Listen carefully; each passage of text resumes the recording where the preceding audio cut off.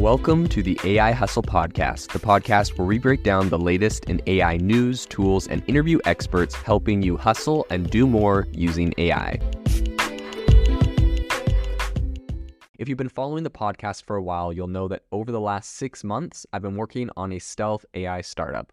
Of the hundreds of projects I've covered, this is the one that I believe has the greatest potential. So today I'm excited to announce AIBox. AIBox is a no-code AI app building platform paired with the App Store for AI that lets you monetize your AI tools. The platform lets you build apps by linking together AI models like ChatGPT, Midjourney, and 11 Labs. Eventually will integrate with software like Gmail, Trello, and Salesforce, so you can use AI to automate every function in your organization. To get notified when we launch and be one of the first to build on the platform, you can join the waitlist at aibox.ai. The link is in the show notes. We are currently raising a seed round of funding. If you're an investor that is focused on disruptive tech, I'd love to tell you more about the platform. You can reach out to me at jaden@aibox.ai. I'll leave that email in the show notes. As more time passes since ChatGPT was launched, we're seeing more and more veterans in the tech and AI industry finally start to compete with different AI tools. And one of those veterans that has finally thrown its hat into the ring in a really big way is IBM, which recently has launched what they're calling Watson X Studio, which essentially is developed to help create and make generative AI easier for enterprises. So today on the podcast, we're going to dive into what exactly Watson X is. But first, I wanted to talk a little bit about the history of IBM and Watson, because I actually think this is kind of interesting. Back in 2011, IBM unveiled another tool called Watson, which essentially was a question answering computer system, like really similar to ChatGPT, but it wasn't trained on the traditional transformer model. It was a little bit more archaic in the design. In any case, it was developed by IBM's Deep QA project, a research team led by David Ferrochi. So Watson was named after IBM's founder and first CEO, which is Thomas J. Watson. So that's what this original version was, and I'm assuming that's what this new Watson X is. Also, I'm assuming this new Watson X, the name is just, paying homage to this earlier version. But in any case, the reason this original Watson system was famous is because it competed on the TV show Jeopardy in 2011, and it won. This does kind of look like a publicity stunt for IBM and Watson, but apparently there was another piece of software that IBM made a long time ago that won some chess tournament, and so now they were kind of looking for the new thing, and this is what they did. So back in 2011, it competed. It beat Brad Rutger and Ken Jennings, winning the first place prize of $1 million. I'm sure the other two competitors were a little salty, to say the least, that they got that far and then someone put a computer system in there that beat them.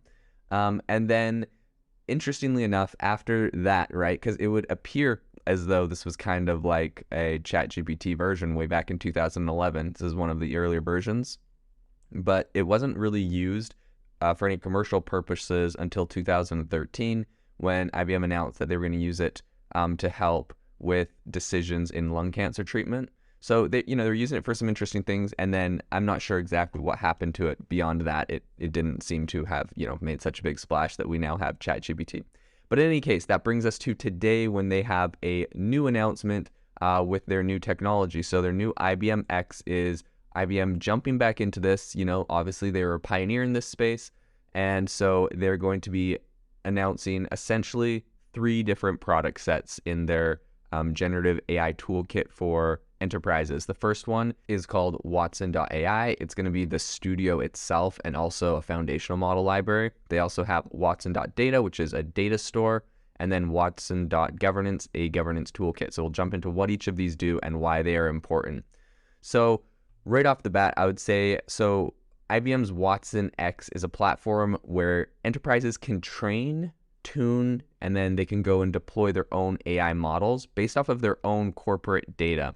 So it can train foundational models and machine learning models for cloud environments. And IBM curated and trained models are also going to be forming the backbone of the service. So there's also going to be IBM has their own trained models in here. And this isn't the first company to announce this. There are other competitors.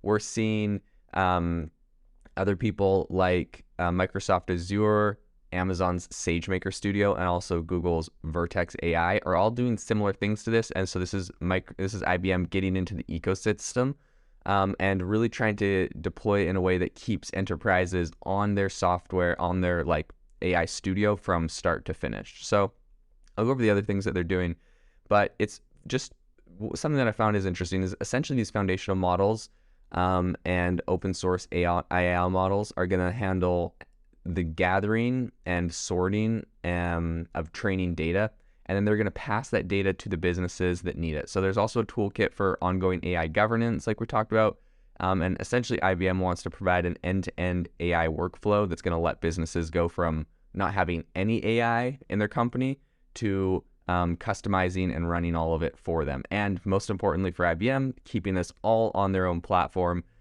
so that you don't have to go to Microsoft, Amazon, or Google in order to do this. And then they can keep all of that, cloud computing and all of that processing right on their own systems. They said, we built IBM Watson X for the needs of enterprises so that clients can be more than just users. They can become AI advantaged. So that was the chairman of IBM, one of their chief executive officer in their press release or whatever.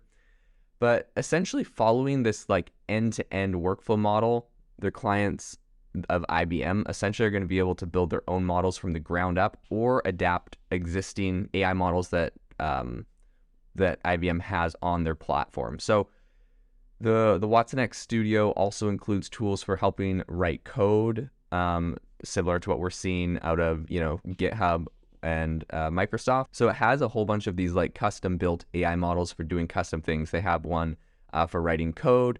They have one called FM.NLP that's essentially a collection of large language models tailored to specific industry domains, right? So like they have really specific industry ones.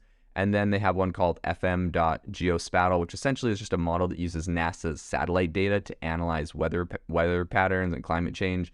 And so they have a couple, right, like these custom things. I'm assuming they have some sort of custom exclusive deal with NASA on their satellite data that they use to process. So they're trying to find ways to use their own in-house custom data and create these little language models that would be useful to incorporate into different companies' own language models. So companies will be able to upload all of their own data, right, on the data store. And then they're going to be able to train their own models off of this, which I think is really powerful. And IBM is trying to make this something exclusive where you'd rather use them than others by coming up with their own AI models in here. And I think it's something really interesting because Google recently released a memo that said, we don't have a moat and neither does OpenAI. And it's kind of like this interesting conundrum that everyone in AI is having right now. There's a whole bunch of these big tech players trying to develop these AI tools, but no, there's not really a moat on access to a lot of this data. Like, Reddit decided they're going to start charging, so maybe that's like some sort of moat is the price, but in reality, people are going to get all of this data whether they pay for it or not, and there isn't really a moat on the data. It's publicly available, and so it's going to be interesting to see. What I believe is going to happen is all of these companies are going to try to put moats by whatever data sets they have, making them exclusive to their own products. So if you want, NASA's geo data, you're going to have to go to IBM and use their platforms, which makes sense. It's pretty smart because like overall you want to use all of their products, but AI is going to get pretty commoditized where it's not going to be super different between different services and platforms for certain things. And the only way that they're going to be able to draw in customers is with exclusive data. Sort of similar, not far off from what you're seeing with Disney or Netflix, right? Like Netflix launched and it had all movies from everything on it. And then as Disney wanted to get into the streaming wars, they cut off allowing all of their movies to be on Netflix and it's exclusively on Disney. And, we're seeing like Disney and Hulu and all these different platforms trying to make exclusive content for their platforms so that you're going to go there, even though, by and large, it's all just movies, right? So in any case, this is what I'm going to see. This is what we're seeing with AI. This is how people are going to create moats in the future. Google, it's interesting because Google said we don't have a moat, but like in reality, if data was the moat, Google does have a lot of different data sets that other people don't. Recently, I was listening to a podcast and they were talking about the fact that Google Bard's capabilities now is able to read, it has access to all the transcripts of all YouTube videos. And so it's able to read the transcripts from YouTube videos and search those. So you can say, hey, Google Bard, pull up the YouTube transcripts from this channel and tell me what XYZ person's opinion is on this thing. And it can go look at all their YouTube videos and tell you what their opinion is on something. Now, it's not incredibly accurate at the moment, but it will come up with responses. One bug I found when it was doing that is that it was mixing like two people in one conversation. It was mixing their opinions up because they're both in the same video. So not perfectly accurate, but you get the picture. Google has access to that library. They could potentially in the future make it so, maybe they block everyone else from accessing the API to those transcripts. So it'll be interesting to see exactly what happens there. But in any case, back to Watson and what they're doing. A couple of their other major software products that they're including in this is Watson Code Assistant, AIO Ops, insights for greater visibility into IT operations, Watson Assistant, and Watson Orchestrate for labor and customer service solutions, environmental intelligence solutions for EIS builders, which helps measure and respond to environmental risks. So at the recent 2023 conference, IBM announced the opening also of IBM Consulting Center for Excellence for Generative AI. Man, that is a bit of a mouthful. I feel like they probably could have come up with a better, shorter name for that. But in any case, essentially what they're doing is they're bringing together about 1,000 generative AI experts who are going to work in consulting for different businesses who want to help bring or essentially build and deploy Watson X and AI into their company. So this makes a lot of sense, right? This new software solution is targeted for enterprises. It's going to be really powerful, but it's obviously got a lot of jargon, and it's going to need a lot of help from, I believe, these experts and these consultants to really help companies know and organizations know how they can incorporate AI into their company and how to do that in the best way, what best industry practices are. And so this is kind of another smart moat or competitive advantage, you could say, that IBM is offering by having, 1,000, really smart consultants that would cost a lot of money otherwise, / they're hard to get a hold of because Microsoft, Google, and IBM are all snapping them up and paying really competitive salaries for them. This is going to be a big competitive advantage for people to want to get onto the IBM system because they have someone there that can hold their hand and help them work through the whole process that is an expert on this. So I think it's going to be left to, it's an arms race right now. It's going to be really interesting to see who pulls ahead on this, whether that's IBM, Microsoft, Amazon, or Google in this specific space, because we also have a couple other like newcomers like Cohere and Anthropic that are trying to get into this area as well, getting people to build their own AI models on top of their platform. So this is going to be a space that is going to be heavily competed against, and we're going to follow it closely to see who the winner is over the next months and years. If you are looking for an innovative and creative community of people using ChatGPT, you need to join our ChatGPT creators community. I'll drop a link in the description to this podcast. We'd love to see you there, where we share tips and tricks of what is working in ChatGPT. It's a lot easier than a podcast, as you can see screenshots, you can share and comment on things that are currently working. So if this sounds interesting to you, check out the link in the comment. We'd love to have you in the community.